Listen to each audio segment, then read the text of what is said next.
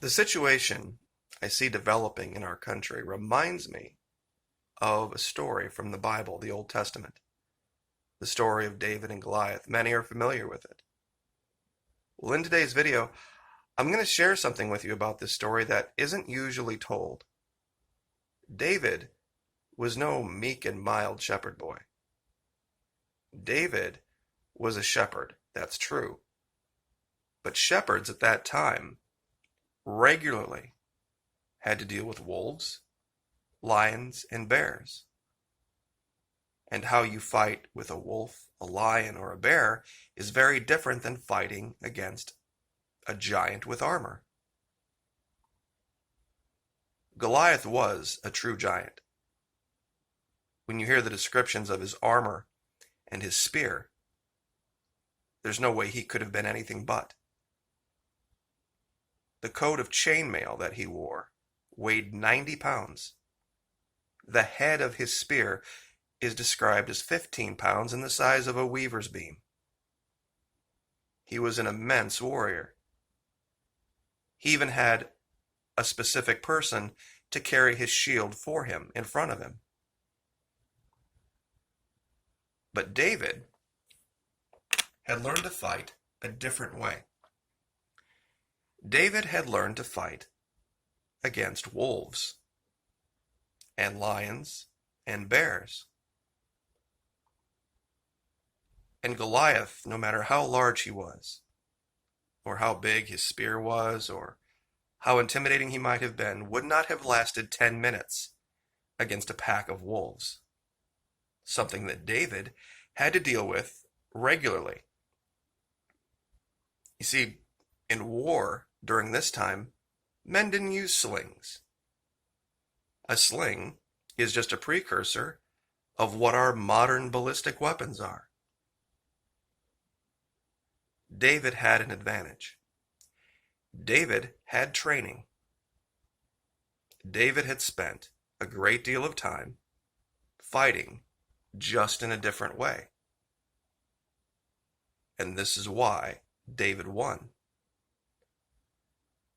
Most people don't read the entire book, the entire chapter in Samuel the 17th, where he speaks about this. It starts at verse 34, and David said unto Saul, Thy servant kept his father's sheep, and there came a lion and a bear, and took a lamb out of the flock, and I went out after him, and smote him, and delivered it out of his mouth. And when he arose against me, I caught him by his beard, and smote him, and slew him.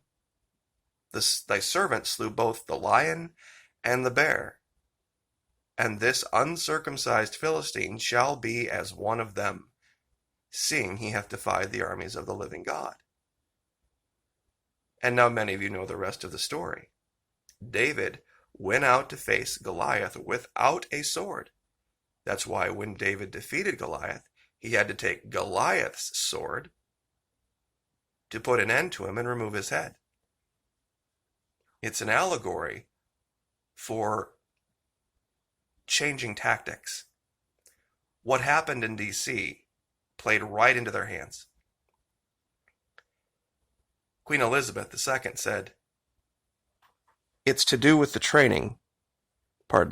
It's all to do with the training. You can do a lot if you're properly trained. I would like to ask my audience a question. Those of you who are former military, I know there are a lot of you out there. Would you go out to battle with anyone who wasn't trained? Would you go out to battle with anyone who wasn't disciplined and properly trained? Of course you wouldn't. So if you want to be a lion, you must train with lions. You must train to fight a different way. Julius Caesar, it is easier to find men who will volunteer to die than to find those who are willing to endure pain with patience. This is the essence of training. When I look at all of the pictures and all of the video clips of what happened at the Capitol, I see people acting emotionally.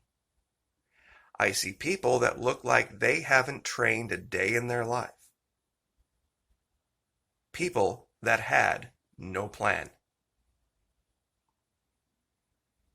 Fear not, we are of the nature of the lion, and cannot descend to the destruction of mice and such small beasts. There are no smaller beasts than politicians. If you fail to plan, you are planning to fail. And that is the essence of what this last event is about. There were a bunch of self-indulgent, selfish, untrained, emotional people who were angry and even admitted so on camera multiple times. We're angry, we're upset, we're frustrated. I'm not saying that you shouldn't be. But when it comes time to act, when it comes time to do something, that all has to get put aside. And you need to train.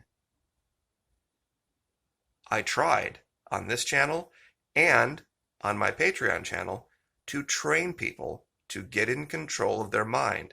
Everybody in the military loves to talk about snipers and Cav Scouts and special forces, and people love to laugh at military intelligence.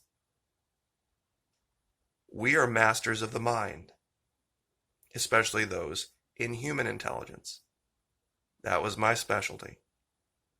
Wasn't a super soldier, wasn't a door kicker, wasn't a sniper, wasn't one of these guys that goes out on the boat with the 50 cal and raid stuff. My job was to know how the mind of the enemy works and use that to help our guys. And we did so many times. There are only 3 things you should ever do about a mistake. Admit it, learn from it, and don't repeat it. This weekend was a giant one. Pardon me, this past week was a giant one. It was an enormous, enormous mistake. People need to learn from it. The next time you act, do so with training and with thought and with a plan A and a plan B and a plan C. You can't tell me the plan was to go in and kick up feet on the desk of some random representative. You can't tell me the plan was to go steal the lectern or to tear something down or to steal a laptop or to empty out drawers from desks. If that truly was the plan, then clearly nobody thought about it.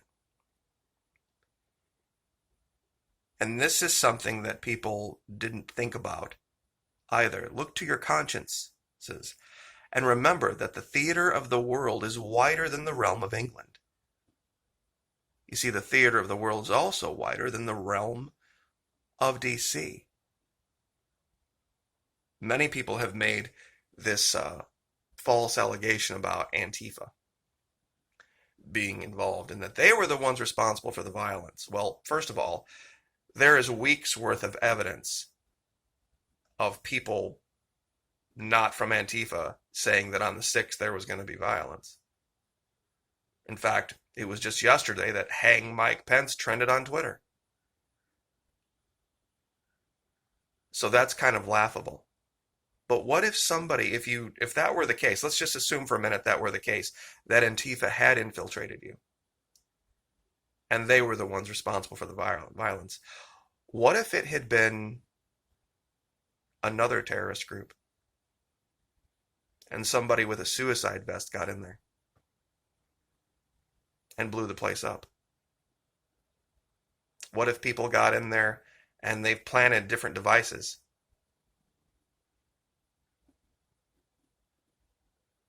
You see, nobody thought about what could be the wider range of consequences. What could be the bigger story if we do this?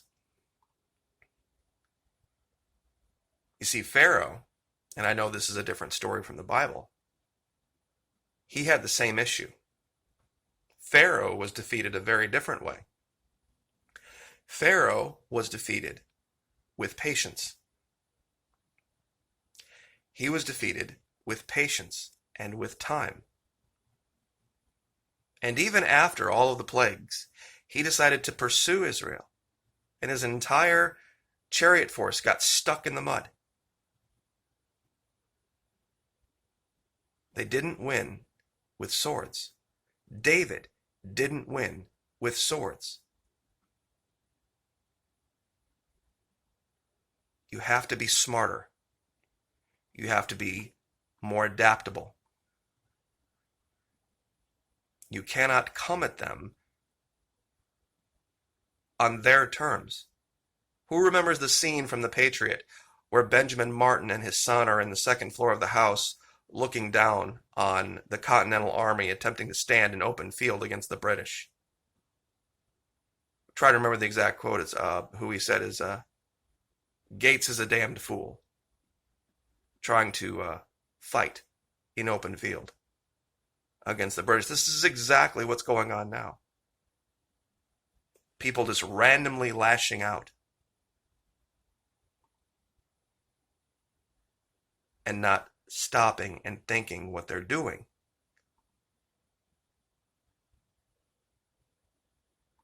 If you do bother to stop and think, you'll realize training is necessary. Training of the mind, training of the body, training of the spirit. There will be a time.